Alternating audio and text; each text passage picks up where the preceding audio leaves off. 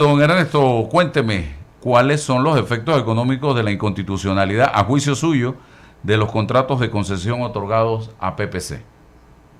Sí, muy buenos días, amigos Álvaro y toda la audiencia. Bueno, primero que nada, el primer efecto es, digamos, pero antes de ir a los tres efectos, me gustaría aclarar algunas cosas, ¿no? En primer lugar, yo no estoy defendiendo la concesión, ni estoy defendiendo a Panama Ports, ni a su accionista, ni nada por el estilo. Así que por ese lado no va la cosa. Segundo, mi enfoque tampoco va a tocar los temas legales y de derecho porque no soy abogado, no soy especialista en el tema, no voy a discutir los argumentos de la inconstitucionalidad ni nada por el estilo. Solamente voy a ver del lado económico algunas consecuencias porque no se ha conversado, porque no se ha dicho sobre el tema, porque los analistas no lo han tocado, digamos, lo suficiente. Y básicamente son tres. Bueno, el primero es que aquí se está generando un efecto de incertidumbre grande que nos genera un precedente porque digamos, la necesidad que tiene el país de construir infraestructura. Y cuando hablo de infraestructura no solamente me refiero a los puertos, sino que además pues me estoy refiriendo a la construcción de líneas de metro, de hospitales, de escuelas, ¿no? De carreteras y todo eso. Entonces tenemos una necesidad grande. Considerando el nivel de endeudamiento que tiene el país, muchos de estos proyectos de infraestructura solamente son viables desde el punto de vista económico-financiero con la intervención de los privados a través de lo que se llama las asociaciones público-privadas. Ya el país no se puede endeudar más porque los niveles de deuda están tan altos, bordean los 60.000 millones de dólares para un país como Panamá que digamos, tiene un PIB cercano a los 90.000 millones y entonces eh, ya no podemos endeudar más al país. Por lo tanto, digamos, la perspectiva era que se generen proyectos de asociación público-privada para otorgamiento de concesiones y para poder mejorar la infraestructura del país. Ahora, ¿pero qué pasa? Con este antecedente, entonces la cosa se pone muy difícil. ¿Por qué? Porque los inversionistas interesados van a decir, mira, espérame, aclárame una cosa. Tú firmas, cuando dice tú firmas, se refiere al Estado panameño.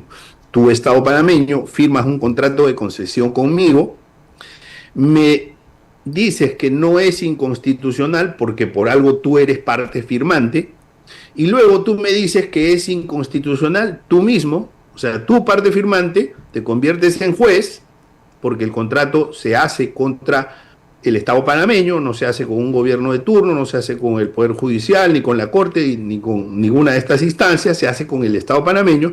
Entonces, el inversionista dice, ¿cómo puede ser posible que un día me digas que este contrato, el que tú me propones firmar, es un contrato constitucional y posteriormente me dices que es inconstitucional? Entonces, eso genera un nivel de incertidumbre que va a ser ponderado en las próximas concesiones, es decir, lo van a tomar en cuenta los próximos inversionistas. ¿Y eso qué significa? Eso significa que los contratos van a ser más onerosos, o mejor dicho, menos favorables para el país. Probablemente sí va a seguir habiendo inversionistas interesados en invertir en Panamá, en el metro de Panamá David o en cualquier otra obra de infraestructura, pero las condiciones, al aumentar la incertidumbre del riesgo, las condiciones probablemente van a ser perjudiciales para el país en términos económicos. Entonces eso es, digamos, un primer efecto. Un segundo efecto es el efecto de la contingencia, ¿no? O sea, aquí lo que se viene es un arbitraje internacional multimillonario, ¿no? Es difícil estimar el monto, pero sí creo que es multimillonario, que va a ser más de 1.000 millones de dólares. Es decir, eh, los accionistas de Panama Ports han anunciado que su inversión ha sido de más de 1.800 millones de dólares, ¿no? En la infraestructura. Entonces, Obviamente, ellos van a reclamar básicamente por tres razones. Lo primero es, digamos, los activos que van a quedar inutilizados, ¿no? Y que ya no se pueden usar y que tienen que desvalorizar. Lo segundo es el lucro cesante, ¿no? Entonces va a haber una reclamación por lucro cesante. Y tercero, va a haber una reclamación por lo que se llama daños colaterales, porque ellos tienen que dar un servicio, probablemente ellos tenían ya contratos con otros clientes, ¿no? Entonces ahí ellos van a tener también un perjuicio por el incumplimiento de sus propios contratos o cosas parecidas, ¿no? Entonces, ¿cuánto podría ser eso? Es difícil saber, es difícil estimar, pero normalmente en los contratos, en los arbitrajes internacionales, los múltiplos son de 2 a 3 veces la inversión, ¿no? Eso obviamente tiene que ver con el plazo de concesión, tiene que ver con muchos elementos, la estructura de costos, en fin, pero normalmente está en ese rango, del doble al triple de lo que invirtieron. Para que ustedes tengan una idea, en el caso de la compañía minera, ¿no? En el caso de Minera Panamá, ellos argumentan haber invertido 10.000 millones, eso es lo que dice aproximadamente, y entiendo yo, por información que he recibido, que la contingencia, o sea, la reclamación, que ya está en los tribunales arbitrales, está en 25.000 millones, ¿no? O sea, que está más o menos en 2.5 veces la inversión. Entonces, suponiendo que sea cierta esa inversión de 1.800 millones, en este caso, de dólares, estamos hablando del doble o del triple, ¿no? Estamos hablando de un rango entre 2.400 a 3.600 millones. Para tener una idea, el día que salió la noticia, las acciones del accionista de Hutchinson Holdings en la bolsa cayeron 6%. Eso es aproximadamente, aproximadamente 10.000 millones de dólares. Perdón, 4% cayeron. Para digamos, una capitalización bursátil de 250.000 millones de dólares, más o menos, estamos hablando de 10.000 millones que se perdió en un día. Después, el precio de las acciones, estamos hablando de la holding, ¿no? No estamos hablando de la empresa panameña. La holding se recuperó más o menos al 50%, pero igual había un descenso de más o menos 5.000 millones en el valor patrimonial de esa holding, ¿no? Y en los últimos días la noticia más saltante ha sido esta de aquí. Entonces yo estoy casi seguro que ellos van a argumentarlo en un tribunal internacional y obviamente eso nos va a golpear. Aquí esto hay que verlo con una perspectiva de país, con una perspectiva de Estado panameño, no con una perspectiva de gobierno Mulino o el siguiente gobierno que entre, porque esto va a tomar su tiempo. Y si el resultado es en contra, eso lo vamos a tener que pagar todos los panameños. De alguna manera, ya sea con deuda, ya sea con menos servicios, ya sea con más impuestos, pero eso lo vamos a tener que pagar. Entonces de eso no se habla.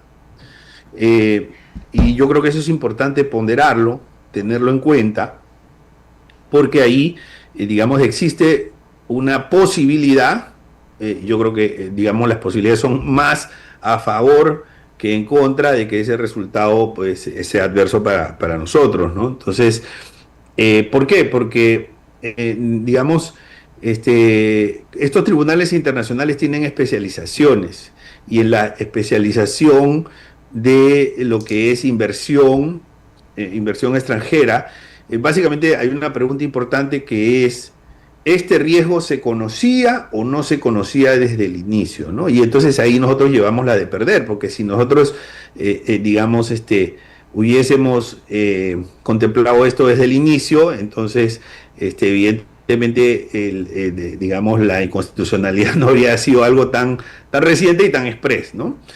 Bueno, entonces, ese es el segundo punto importante. Y el tercero es que, si bien es cierto, esta contingencia no entra a la deuda pública, sí existe una probabilidad de que esto entre a la deuda pública. Entonces, mientras transcurren los años, las calificadoras de riesgo van a considerar esa deuda potencial como probable y digamos, eso alimenta pues el nivel de endeudamiento que tiene el país y juega en contra para las decisiones de la calificación de bonos soberanos.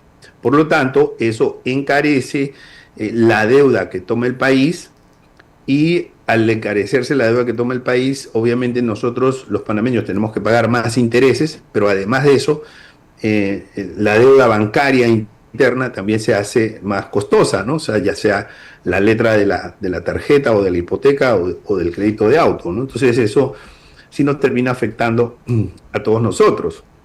Entonces con este análisis yo no pretendo defender, ¿no?, a la empresa concesionaria ni nada por el estilo. O sea, es más, en el mismo tuit que tú mencionas, Álvaro, yo eh, indicaba que el contrato claramente es perjudicial e inconveniente para el país por las condiciones que contempla el contrato, ¿no? Pero este análisis no va por emitir un valor, digamos, un juicio de valor al contrato o a qué tan bien o mal se han portado los accionistas, sino las consecuencias económicas de algo que ya ocurrió y que es un hecho concreto, ¿no? Otra cosa que nos puede jugar en contra en los tribunales internacionales es lo que les decía de el momento en que esto se da. Hay un contexto geopolítico importante y también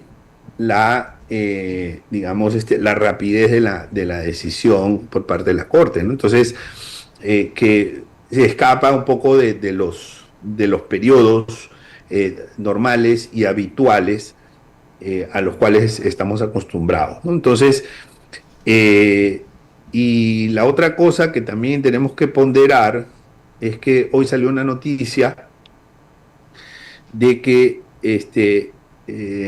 tanto la empresa accionista como el gobierno de China han dicho que Panamá pagará muy caro por esto, digamos, esta declaración de inconstitucionalidad de los contratos. O sea, a ver, vamos a poner las cosas en contexto. Estados Unidos es el socio comercial más importante de Panamá, el número uno, pero China es el número dos. Y unas represalias económicas, ahora que están de moda los aranceles, ahora que están, digamos, de moda las guerras económicas o las batallas económicas, una represalia de China contra Panamá nos va a golpear también, o nos podría golpear también económicamente. Entonces, finalmente, un punto que me parece importante es, y que no se ha tratado, es que cuando yo le mencionaba de la inversión que hace el concesionario, o sea, hay inversión en activos fijos, que son maquinarias, básicamente. eh, Luego hay inversión en tecnología, inversión en equipos de sistemas, ¿no?, tecnológicos, y de telecomunicaciones también, ¿no?, porque las concesiones de puertos son concesiones de manejo de negocios complejos, ¿no?, actividades complejas. Entonces esos activos, el software y todos los servidores y todo eso que se usa para, digamos, la gestión propia del puerto, eso sigue siendo de Panama Ports. O sea, eso no pasa por la declaración de inconstitucionalidad, no pasa por del Estado. Entonces, la pregunta es cómo el Estado puede manejar esa transición, ¿no?, si claramente se dijo que una subsidiaria de Maersk iba a ser la que iba a administrar el puerto, pero digamos, estamos hablando de un puerto, ¿no? O sea, no estamos hablando de un kiosco que vende golosinas que está en la esquina, sino que es un puerto que es bastante complejo. Entonces, digamos, cualquier, digamos, concesionario provisional que llegue no podría tomar los activos, porque esos activos no le pertenecen al Estado panameño ni le pertenecen, digamos, al que está llegando, sino a los que compraron esos activos, que en este caso sería Panama Ports, ¿no? Oiga, Entonces, me llamó la atención algo que hay que tomar en cuenta, y ayer hablábamos aquí con uno de nuestros invitados, y él señalaba, creo que Colombia como un país donde los proyectos de ley, todo este tipo de contratos que entre el Estado y las empresas o consorcios internacionales primero van a la Corte, para que la Corte constitucional, para que la Corte los revise y luego entonces se procede a la aprobación en el Congreso o a la firma de este tipo de acuerdos para evitar que después vayan a ser declarados inconstitucional. Y usted decía aquí, hay que tener en cuenta que un contrato de concesión se firma entre la empresa concesionaria y el Estado panameño, no con los gobiernos. Al declarar inconstitucional los contratos, el Estado panameño se está disparando al pie al reconocer que él mismo firmó un contrato de carácter ilegal o inconstitucional. Entonces, creo que es muy sabio el manejo que le da Colombia a estos temas. Para prevenirnos de situaciones como esta. Señor Bazán. Bueno, sí. Esa, digamos, podría ser una buena alternativa, porque ahora como país nosotros necesitamos corregir y necesitamos quitarnos ese estigma de que somos un país que no respeta los contratos. Un contrato que se declara inconstitucional, pero lo declara inconstitucional el mismo Estado panameño, que es una parte firmante. Entonces, tenemos que quitarnos ese estigma, y una de las, digamos, posibilidades podría ser esa, podría ser incorporar, me parece una buena idea, incorporar, digamos, la opinión, en este caso de la Corte, de la constitucionalidad del contrato, ¿no? Para así, digamos, quitarle al inversionista esa incertidumbre de que pueda mañana más tarde quedar anulado el contrato y él se quedó con la inversión en las manos sin el rendimiento que esperaba. Entonces eso es importante porque necesitamos, si queremos atraer inversión y la inversión genera empleo, creo que es importante generar confianza, ¿no? Bien, ingeniero Blandón. Buenos días, Ernesto. Un placer tenerlo aquí con nosotros. Buenos días, ingeniero. Oiga, ayer, después que conocí la noticia de que está pasando en Nueva York con Panama Ports y la demanda que pusieron, yo tengo como parte de mi trabajo profesional hacer análisis de riesgo político país. El riesgo análisis político del país se ha incrementado. Él es uno de los elementos que multifactorialmente utilizan las empresas evaluadoras de riesgo para definir el riesgo soberano del país. Entonces, esta decisión y este conflicto tiene un efecto negativo en la economía panameña. Es así, ¿no? Y además de eso, nosotros tendríamos que tener previsiones con respecto al potencial de esa demanda y el efecto que ello podría tener en realidad en Panamá. Y por eso leía el riesgo de la inconstitucionalidad y su efecto en la inversión privada, que creo que lo que usted nos está advirtiendo. Yo creo que los panameños debemos entender la complejidad de esto, porque esto se suma a un elemento adicional, que es mi pregunta también, es el riesgo político global en el mundo, dado los niveles de incertidumbre que hay. A su vez constituye un elemento negativo para atraer inversiones para cualquier país. Ahora Panamá se ha pegado un tiro en el pie a declararse inconstitucional una cosa que hizo el Estado. Sí, bueno, voy a empezar por lo segundo, ¿no? El tema del riesgo país. Aquí hay una, digamos, ojalá me equivoque, ¿no? Pero hay una alta probabilidad que nos toque pagar a nosotros como país, que nos toque pagar una buena cantidad de dinero, ¿no? Entonces de eso no se está hablando. ¿De dónde van a salir esos fondos, no?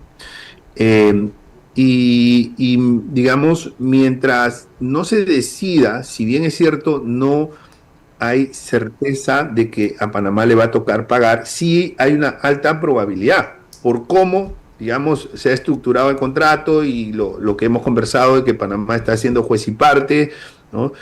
Y también las características, ¿no? O sea, una resolución muy rápida, digamos, el día que se anuncia ya se tenía, digamos, el concesionario provisional, el administrador provisional, entonces eso no nos va a dejar bien en un tribunal. O sea, creo que eso se pudo haber gestionado mejor porque eso le genera un daño al país. Entonces, Eh, las calificadoras, ¿qué hacen? Dicen, bueno, estos señores van a tener que pagar.